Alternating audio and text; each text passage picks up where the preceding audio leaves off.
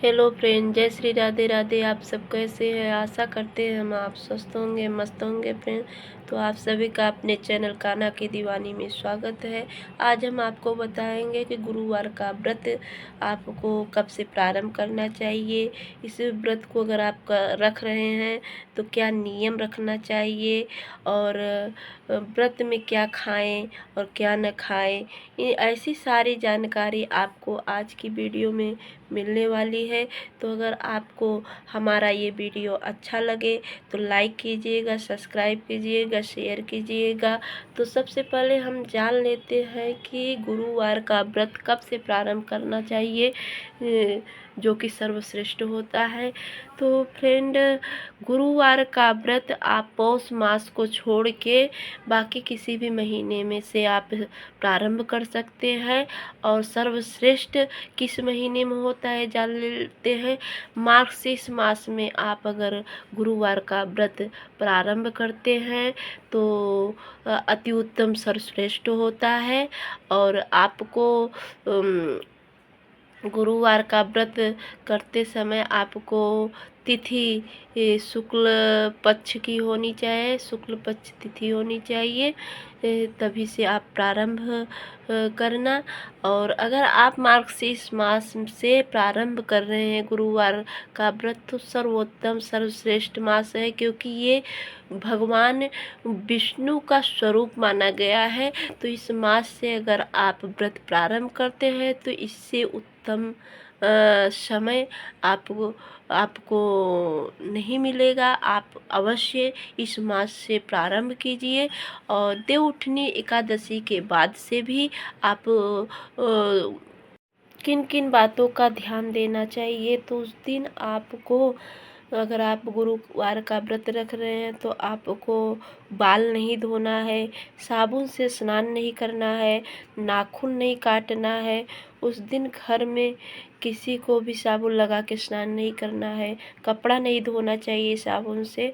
तो इन सारी बातों का ध्यान आपको रखना है गुरुवार के व्रत में। और अब जान लेते हैं गुरुवार का व्रत करते हैं तो आपको कैसे पूजा अर्चना वंदना करना है भगवान का, और किन बातों का ध्यान रखना है आपको। और अगर आप गुरुवार का व्रत रख रहे हैं तो कितना आपको करना है।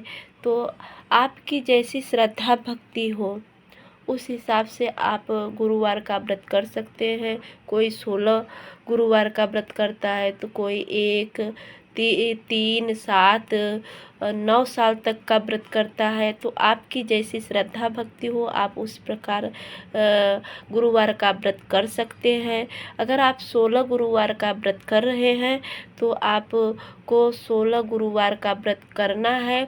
उसके बाद 17वें गुरुवार के दिन आपको उद्यापन करना होता है, क्योंकि अगर आप किसी भी व्रत का संकल्प करके आप कोई भी व्रत कर रहे हैं तो उसका उद्यापन करना आवश्यक होता है।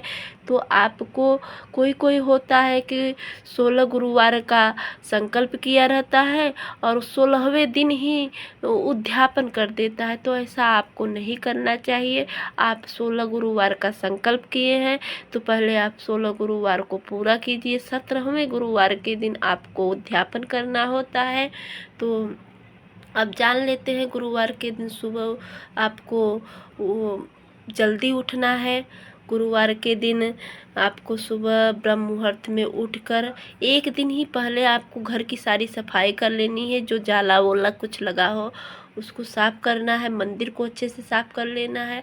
और सुबह ब्रह्म मुहूर्त में आपको जल्दी उठकर सूर्य उगने से पहले ही पूजा किया जाता है।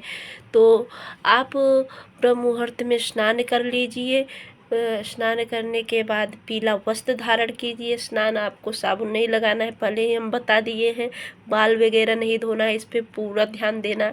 और सुबह आपको पानी से केवल आपको स्नान करना है। स्नान करके आपको पीला वस्त्र धारण करना है।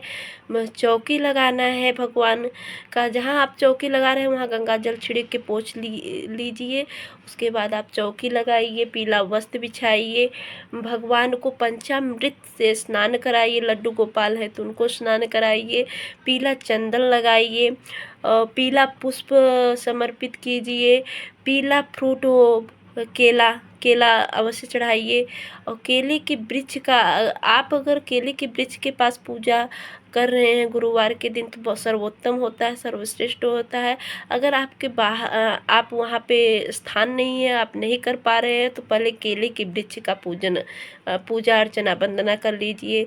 रक्षा लपेट दीजिए केले के वृक्ष को, और पीला चंदन लगा दीजिए, पीला पुष्प समर्पित कीजिए, और चना गुड़ और मुनक्का आप समर्पित कीजिए, और घी का दीपक जलाइए।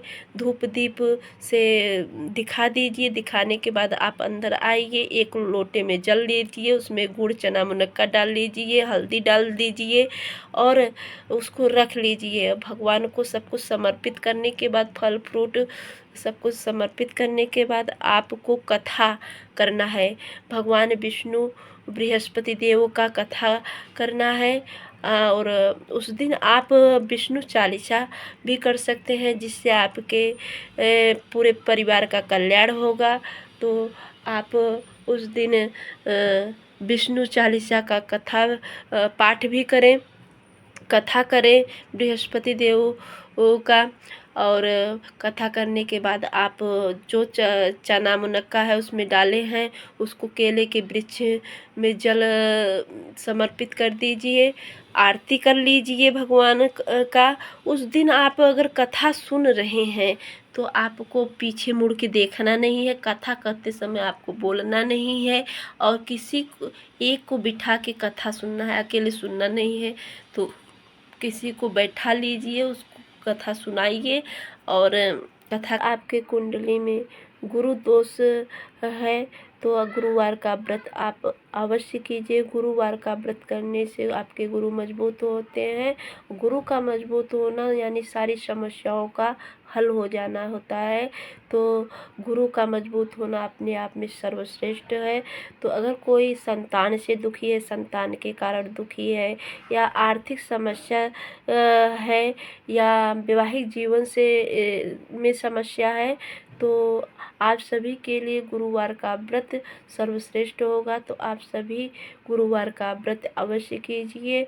अब हम जान लेते हैं कि गुरुवार का अगर व्रत कर रहे हैं तो उसके बाद हमें उद्यापन भी करना चाहिए। तो उद्यापन कैसे करना चाहिए?